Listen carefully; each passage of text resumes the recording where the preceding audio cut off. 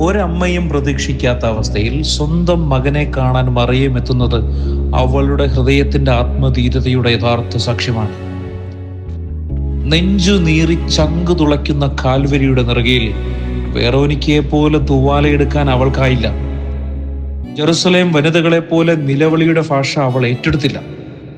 വികാര പ്രകടനങ്ങൾക്ക് അവൾക്ക് തന്നെ വിലക്ക് നിശ്ചയിച്ചു.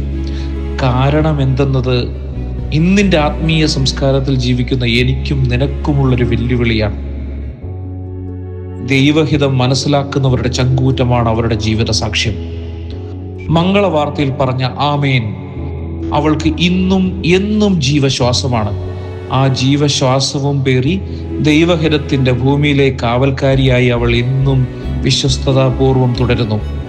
സ്വർഗം എപ്പോഴും ദൈവഹിതത്തിന്റെ കാവൽക്കാരെ തേടിയുള്ള യാത്രയിലാണേ.